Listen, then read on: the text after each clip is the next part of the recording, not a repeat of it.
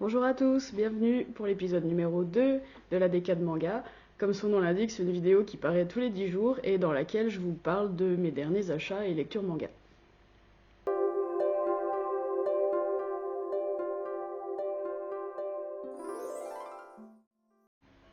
Allez, on commence par les achats. Une commande que j'ai passée en ligne chez Momi. C'est ma librairie préférée à Dijon, mais là j'avais pas l'occasion d'y aller. Et puis il y avait des mangas que je voulais vraiment. Des trucs, des rééditions, des trucs que je voulais et que j'avais peur de pas trouver. Donc j'ai commandé le gros bébé Paradise Kiss, le tome, vous pouvez voir, hein, c'est ma stock, c'est le tome intégral, du coup, Paradise Kiss de Ayazawa, l'auteur de Nana en l'occurrence. Et puis bah j'avais jamais lu cette série, ça faisait longtemps que j'y pensais, et puis bah là je me suis dit allez, le tome intégral est trop beau, je le prends. Et puis bah on va en reparler tout à l'heure parce que je l'ai lu. De la même auteur, de Ayazawa aussi, l'intégrale en 3 tomes de Last Quarter, pareil, j'ai jamais lu. Ça a été réédité il n'y a pas très longtemps. Et puis voilà, comme c'était introuvable, bah du coup je les ai achetés. Mais par contre je les ai pas encore lus, ça sera l'objet d'une prochaine vidéo. Ensuite une autre intégrale, à la fois chez Momi, les tomes 2, 3, 4, 5 qui sont derrière moi juste là. Et le tome 1 que j'ai trouvé sur Vinted, c'est l'intégrale en tome double d'une sacrée mamie. J'avais déjà les 3 premiers tomes en tome simple et j'avais bien aimé. Et puis, mais c'est assez difficile à trouver maintenant en tome simple. Et puis j'aimais bien la réédition en tome double. Du coup, j'ai revendu mes 3 premiers tomes. Et puis, bah, je me suis acheté les tomes doubles. Le 1 sur Vinted. Et puis les autres en neuf chez Momi. Mais je les ai pas encore lus. Donc pareil, on en reparlera une prochaine fois. Une autre trouvaille sur Vinted, le tome 1 de Dreaming Sun. C'est pas une réédition, c'est une nouvelle édition. Et puis en fait, comme quoi sur moi ça joue parce que en le cherchant sur Vinted, j'aime bien cette édition-là. Et c'est vrai que l'édition d'avant m'avait pas particulièrement tapé dans l'œil et je l'aurais certainement pas acheté. Peut-être que je me fie un peu trop aux couvertures, faut que je me méfie quand même. Mais j'ai découvert que cette série-là, à côté de laquelle j'étais passée, c'est une série d'Ichigo Takano qui est l'auteur d'Orange. Je pense que vous connaissez. Et comme j'ai adoré Orange, bah, je me suis dit que j'allais essayer Dreaming Sun, donc j'ai trouvé le tome 1 pour quelques euros sur Vinted, donc je l'ai acheté. Et je l'ai lu, donc on en reparle tout à l'heure. Et pour finir, pour ce qui est des achats, j'ai acheté le tome 1 de Spy Family. J'ai entendu énormément de bien de cette série. C'est pas là un registre dans lequel je tape d'habitude, mais là, je sais pas, bon, j'en ai entendu du bien. Et puis, par hasard, en fait, ils ont fait des gros travaux dans l'Intermarché juste à côté de chez moi. Et maintenant, il y a un petit rayon manga, du coup. J'ai regardé par curiosité, évidemment en me disant il va y avoir que les gros standards, My Hero Academia, ce genre de manga que je lis pas vraiment. Peut-être que je devrais, hein, si jamais il faut absolument que je le fasse, vous pouvez me le dire. Je veux bien tenter l'expérience. Et puis bah du coup, comme j'avais entendu du bien de Spy Family, j'ai feuilleté le premier. Et puis voilà, bah du coup, du coup je l'ai acheté et je l'ai lu. Donc pareil, on en parle tout à l'heure. Du coup, c'est tout pour les achats. On passe à mon bilan lecture. Voilà. Alors, du coup, pour mes lectures, bah, on va rester sur Spy Family parce que je l'ai dans la main. Au niveau des graphismes, j'ai bien aimé. C'est un peu plus sombre que ce que j'ai l'habitude de lire. Je suis plutôt shoujo. Voilà, je suis plutôt shoujo quand même. Après, je suis en train d'écouter plein de vidéos sur le monde du manga et il y a des gens qui disent que ces classifications-là, bon, c'est pas si adapté à la France, patati patata. Bon, enfin, vous voyez de quoi je parle. Je lis des trucs en général un peu plus beau, plus épuré peut-être. Peut-être que c'est une caractéristique large du trait du shoujo. Bref. Donc, c'est un peu plus sombre que ce que j'ai l'habitude de lire, mais bah, j'ai bien aimé. C'est pour ça, je vous ai dit, je l'ai feuilleté avant de l'acheter. Et puis, non, j'ai trouvé que les persos étaient beaux. Et vraiment, vraiment bien, bien différents les uns des autres, donc il n'y a pas de souci de confusion, quoi que ce soit. J'ai trouvé que c'était très lisible, voilà, au niveau du découpage, il n'y a rien de... c'est ni trop chargé, ni... Enfin, voilà, comment dire. J'ai bien aimé, c'est fluide, ça se lit bien. Et puis, bah, au niveau de l'histoire, j'ai trouvé que ça avançait bien, que c'était énergique, euh, voilà, que ça posait des bases, des bonnes bases pour la suite et qu'on avait envie de savoir la suite du coup. Donc je pense que je vais l'acheter. J'ai trouvé les persos hyper attachants. Et c'est assez clair de comprendre voilà, qui ils sont. Évidemment, il y a du mystère, on sait pas tout de suite, mais voilà, ce qu'ils pensent et ce qu'ils veulent dans l'histoire et où ils veulent aller, c'est assez clair. Voilà, on comprend bien et on a envie de savoir la suite. Évidemment, la petite Anya, trop choupie, voilà. Et puis, non seulement c'est elle qui déclenche le joupi, mais en plus c'est elle qui déclenche le comique aussi. Elle lit dans les pensées des adultes, de ses faux parents du coup, et elle a des réactions d'enfants, des émotions d'enfants du coup, comment dire, pas toujours maîtrisées. Et c'est toujours très drôle. C'est toujours très drôle, donc j'ai pouffé plusieurs fois. Ouais, c'est vraiment chouette. J'ai vraiment bien aimé. J'ai pas raconté l'histoire, mais du coup, c'est l'histoire de ce mec-là qui est un espion. C'est dans un contexte un peu de guerre froide, dans des pays imaginaires, mais bon, on reconnaît quelque chose qui s'est passé quand même en Europe, on va dire ça comme ça. Donc ce mec-là est espion et il faut qu'il fonde une fausse famille pour enquêter euh, sur des ministres, mais qui se réunissent de manière informelle dans une école très privée. Et voilà, en tant que parents, ils font semblant de se rencontrer en tant que parents, mais en fait, ils discutent de politique à ce moment-là. Et il faudrait que ce mec-là infiltre ça. Sauf que pour infiltrer ça, bah, faut qu'il ait une fille, enfin un enfant en tout cas, dans l'âge de rentrer dans cette école hyper sélecte, et, euh, et une femme, du coup. Et donc voilà, il trouve une fille, une fillette, Anya, qui est trop choupie, comme je disais, qui est télépathe. Et il trouve une meuf, sauf que la meuf, elle est tueur à gage. Et lui, pour l'instant, en tout cas, il le sait pas. Et elle sait pas que lui, il est espion. Voilà, donc ils ont chacun leurs intérêts à se marier et à faire semblant. Elle, ça l'intéresse aussi de son côté. Mais pour l'instant, personne ne connaît. Et ils n'ont pas encore compris que la gamine était télépathe non plus. Donc voilà, moi j'ai trouvé ça drôle, j'ai trouvé ça énergique, j'ai trouvé ça fluide, bah voilà, du coup j'ai bien fait. Je suis très content de l'avoir acheté, de m'être laissé influencer, pour ce coup-là ça va. Et puis bah je pense que je vais acheter la suite, ouais, en espérant que ça reste dynamique comme ça et drôle et voilà. Ouais, ça m'a plu. Alors, on change complètement de registre. J'ai lu le tome 1 de Autour d'elle. Je vous en avais parlé dans une vidéo précédente. Pareil, c'est un achat Vinted, un petit peu par hasard. Et puis bah, je l'ai lu pas plus tard qu'hier soir. Donc c'est encore assez frais. J'ai pris quelques notes, mais c'est encore assez frais. J'ai trouvé les dessins pas très beaux. Et en même temps, c'est un peu dans la lignée de ce que je lis en ce moment, des trucs pas forcément magnifiques. Ça dépend quoi, évidemment, je lis des trucs trop beaux aussi. Mais il y a toute une lignée, je trouve, de ces mangas-là, petit peu féminins, on va dire ça comme ça, avec un dessin pas hyper beau, mais qui arrive quand même à être doux, qui arrive très bien quand même à faire passer dans les regards voilà, de la douceur et des émotions très claires. Donc ça fonctionne quoi. On s'arrête pas sur les pages pour les admirer, mais on comprend très bien le propos. Donc là, c'est l'histoire bah, des trois personnes que vous voyez sur la couverture, qui sont Maya et Michiru, et Yuta, le fils de Michiru. Et en fait, il y a quelques années, les deux nanas, avant la naissance de Yuta du coup, étaient plus ou moins en couple. Et elles se sont quittées, pour l'instant on ne sait pas trop pourquoi, ça va faire partie des mystères qu'il va falloir résoudre. Et puis elles se retrouvent un peu par hasard, et entre-temps, bah, Michiru est devenue la maman de Yuta. Mais on ne sait pas trop qui est le père et ce qui s'est passé. Et puis bah, elles se remettent en coloc, en se promettant de pas redevenir amantes, quoi. On va dire ça comme ça. Et du coup, bah, c'est plutôt tranche de vie. Donc voilà, on suit leur quotidien, on essaye de comprendre un petit peu leurs amours actuels, parce on est là-dedans quand même. Pas forcément entre elles d'ailleurs, je vous spoil pas.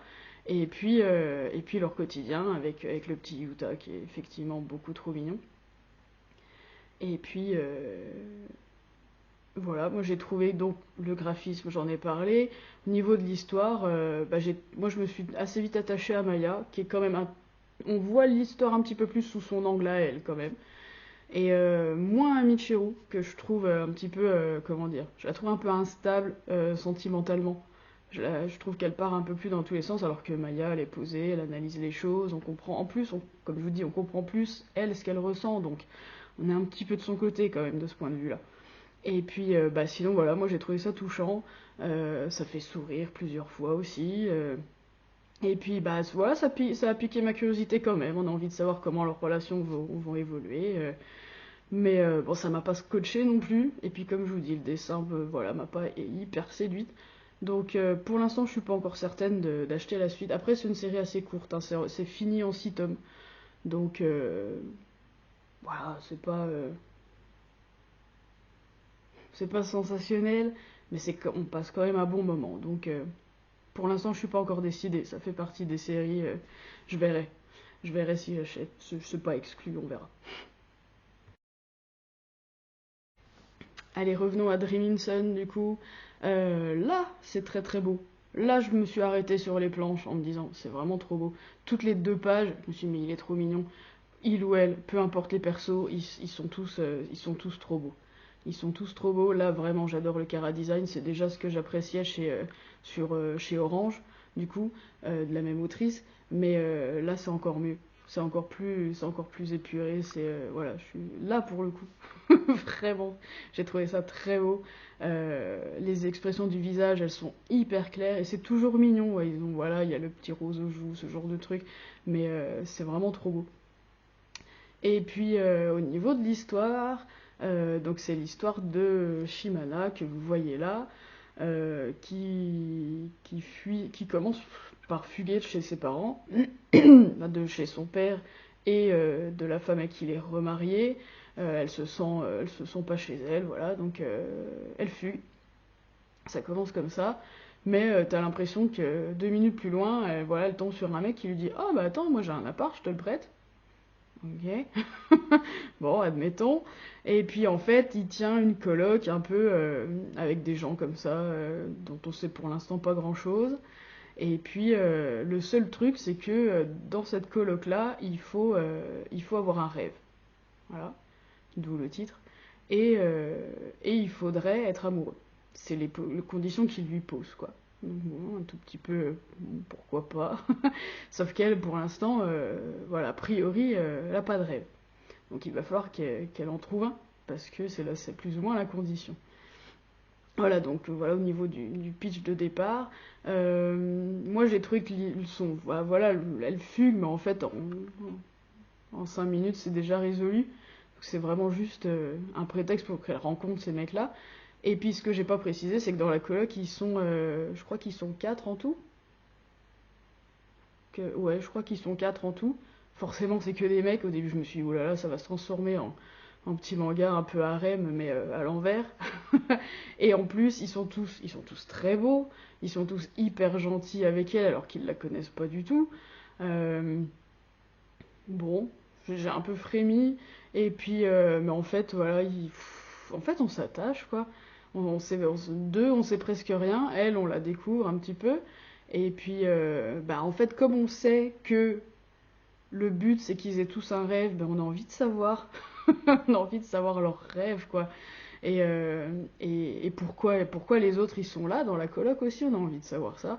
Et puis, et en fait, ils ont tous plus ou moins l'air de déjà en pincer pour elle.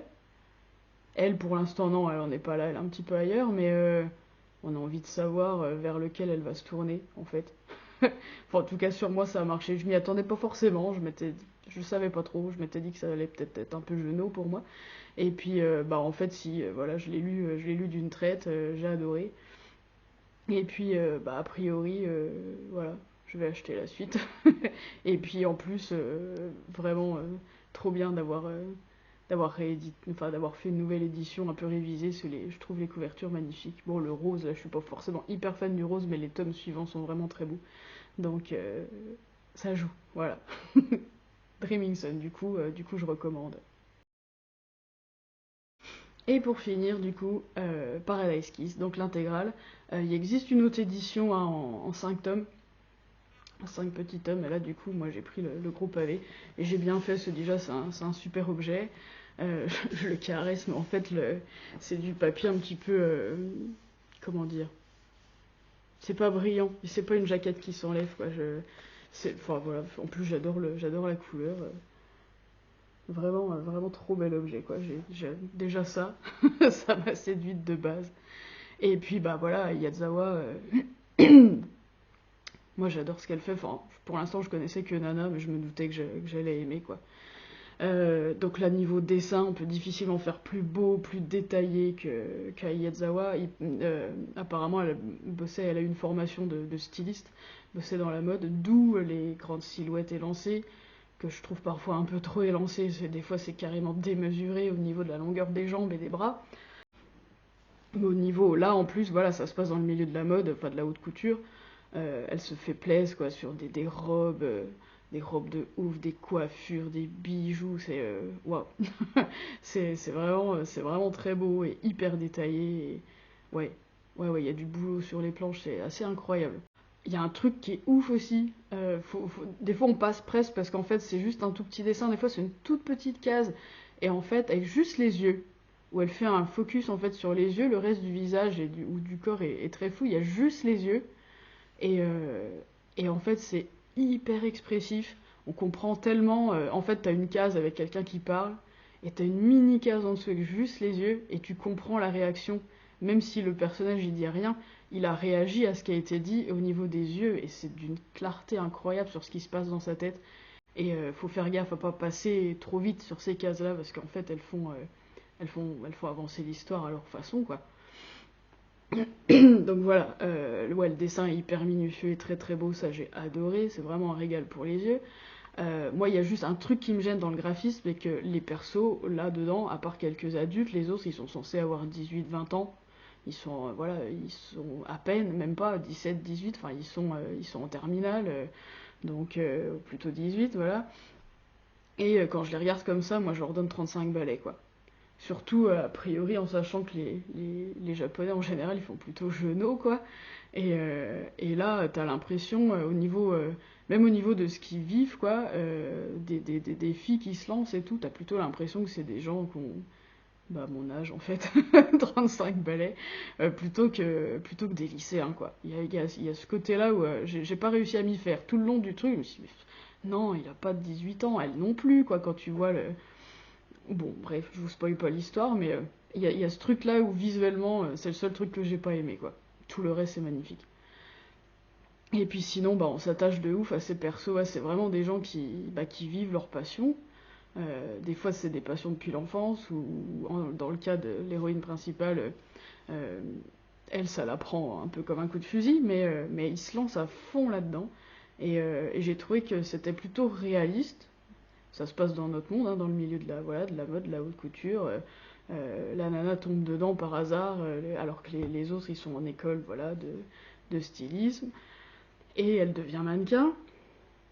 Enfin, en tout cas, elle se dit qu'elle pourrait le faire, ou on lui dit qu'elle a le physique pour le faire. Donc je vous spoil pas, est-ce que ça va arriver ou pas.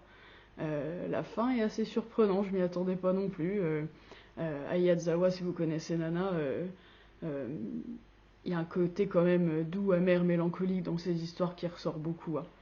Euh, voilà, je vous dis pas plus, mais sachez qu'il y a quand même cette ambiance-là de manière générale. Et puis, voilà, au niveau de l'histoire, voilà, il se passe plein de choses, hein, c'est un gros bébé, mais ça traîne pas. Voilà, au niveau relationnel, niveau boulot, niveau stylisme, voilà, ça bouge, ça avance, moi j'ai trouvé ça efficace. Euh, Ce que j'ai un peu moins aimé, au niveau de la lecture, il y a des trucs un peu difficiles des fois parce que c'est la spécialiste de ça, Yazawa.